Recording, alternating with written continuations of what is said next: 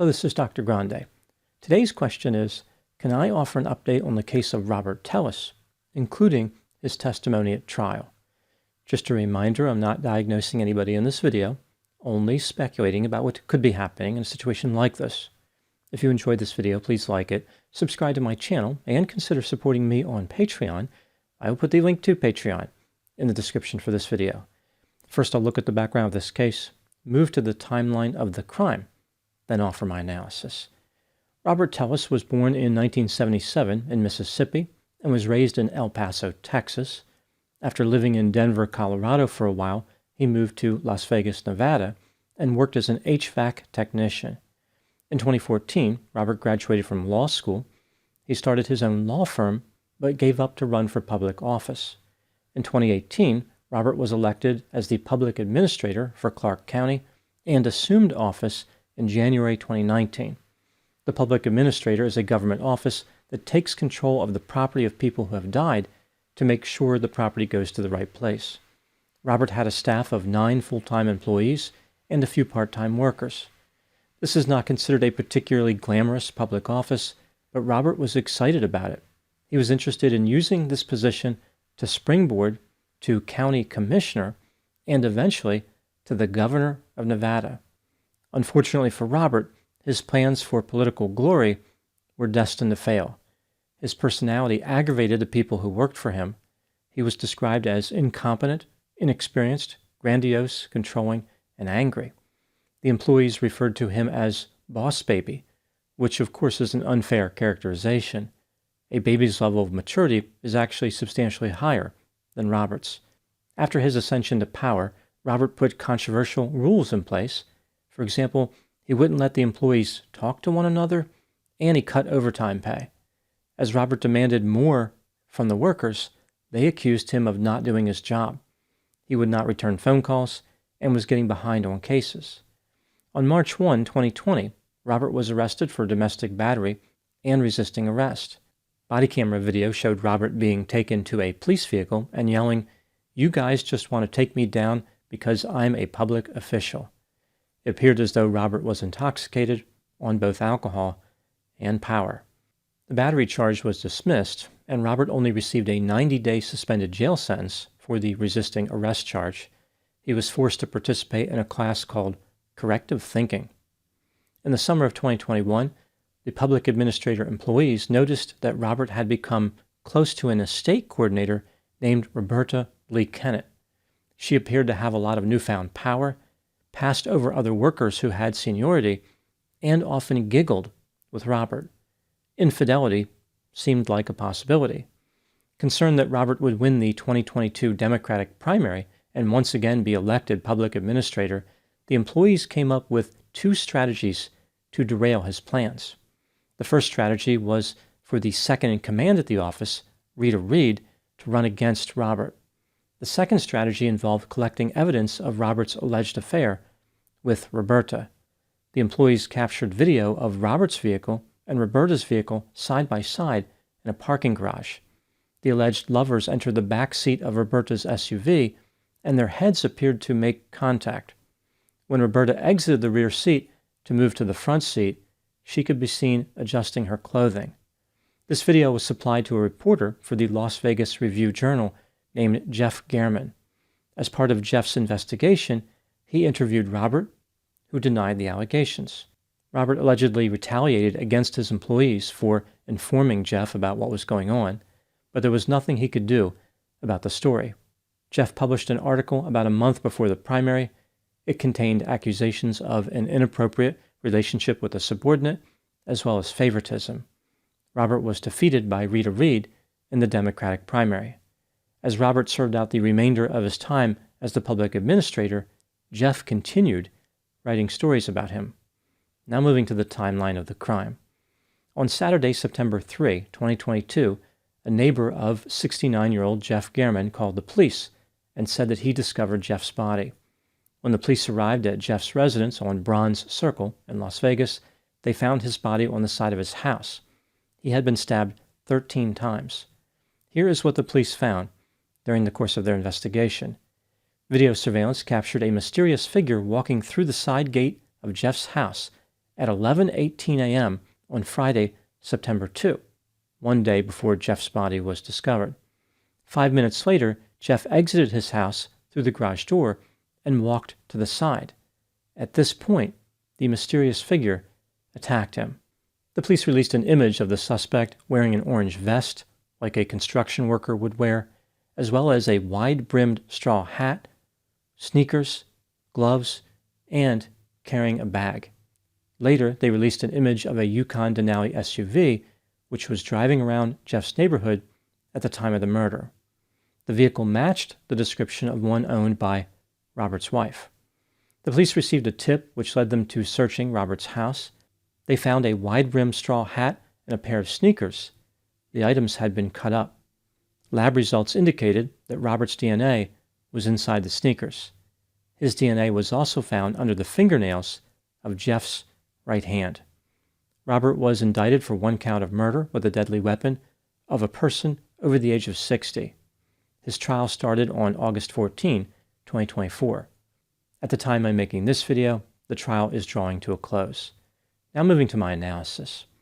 Before weighing the evidence of guilt, I want to review the testimony Robert supplied during his time on the stand. He decided to testify by narrative, meaning he did not take questions from his attorney. Rather, Robert simply delivered a rambling monologue to the jury. Here's what he said. He started by saying, "I am not crazy, and I did not kill Jeff German." Robert talked about the nature of Jeff's murder, suggesting the killer must have had combat or medical training, which he did not have. A key part of Robert's testimony was a conspiracy theory involving a real estate company. He indicated that the company framed him for Jeff's murder because he was investigating them for cheating people out of fair market value for properties. When Robert was charged with murder, the company's problems disappeared. Robert implicated the police as part of the conspiracy and could not rule out that many other people were involved as well. He was trying to throw many people under the bus. Robert offered explanations for some of the incriminating evidence against him. For example, he said he never searched for Jeff's address, and the injury to his hand was caused by chopping up food for his daughter's lunch. I guess maybe the lunch was fighting back or something. It's not clear. Robert insisted that he was at his house when the murder took place. He took a walk at around 10 a.m. and signed into a gym at 12:09 p.m. In one particularly odd maneuver, Robert showed the jury one of his shoes and how it had a lift inside of it. Robert insisted that the cut-up shoes found in his house could not have been his because he would never put a lift in a name-brand shoe. Under cross-examination, Robert repeatedly argued with the prosecutor. He would not admit that any of the evidence against him was valid, again suggesting it was planted as part of a massive conspiracy. Robert insisted that a hitman must have used a vehicle similar to his wife's vehicle in order to frame him. In one particularly devastating moment during cross-examination, Robert was confronted with a message that his wife sent him at 10:35 a.m. on the day Jeff was murdered. The message read, "Where are you?" With Robert's testimony in mind, let's take a look at the evidence both for and against the idea he was guilty, starting with the inculpatory factors. Jeff German was stabbed to death. It appeared as though he was specifically targeted. It's not like the killer took anything. They were only there to murder him. Jeff wrote articles revealing Robert's inappropriate behavior, which caused Robert to lose the primary. Text messages between the men indicated that Robert was angry with Jeff for writing the articles. The day before the murder, Jeff requested emails and messages between Robert and Roberta. This makes it seem like Robert killed Jeff to prevent further embarrassment. Robert was described as being antagonistic, petty, and vindictive. In his house, the police found a hat and shoes that matched what the killer had been wearing. The items had been cut up. Robert's DNA was in the shoes. The killer was captured driving an SUV that matched the one owned by Robert's wife. Not long after the murder, Robert washed the vehicle. Robert's DNA was found under the fingernails of Jeff's right hand. A few days after the murder, an injury to Robert's left ring finger and a bruise on his shoulder were observed. Evidence recovered from Robert's cell phone and work computer indicated that he had searched the internet for information about Jeff, including the location of his house. There was no outgoing activity from Robert's cell phone during the time of the murder. A message his wife sent him saying, "Where are you?" went unanswered. When the police tried to arrest Robert, he barricaded himself in his bathroom. Moving to the exculpatory factors, the killer's face was not captured in the surveillance video. It could have been anybody. It is possible that somebody wanted to frame Robert for Jeff's murder, especially because Robert was unlikable. A witness testified that she noticed a creepy man in a park 5 days before Jeff was murdered. The man was wearing gloves and a straw hat. Robert's attorney suggested that Robert could have been framed because he was trying to eradicate corruption. A cell phone expert testified that Robert's phone did not ping near where Jeff's house was located. When considering all the evidence in this case, do I think that Robert Tellis was guilty of murder? Yes, in my opinion, he was guilty, beyond a reasonable doubt. What do I think happened in this case? This is just a theory, my opinion. Robert was immature, self-centered, impulsive, irresponsible, disorganized, erratic, insecure, hypersensitive, paranoid, vindictive, petty, grandiose, falsely believed himself to be special, possessed superficial charm, had a sense of entitlement, was obsessed with his appearance, and was exceedingly creepy. The narrative that Robert offered during his testimony revealed information about his personality, his motives, and his desires. He frequently rambled during the testimony and was disorganized despite having notes available. He portrayed himself as intelligent, self-taught, and resourceful. During his time as public administrator, Robert was trying to eradicate corruption and laziness. He was a hero standing up to the forces of an evil real estate empire. Even though Robert's narrative was impossible to believe, he appeared confident. He really thought the jury was seeing things his way. Robert could not hide his contempt for his perceived adversaries. He attempted to get little digs in on a few occasions.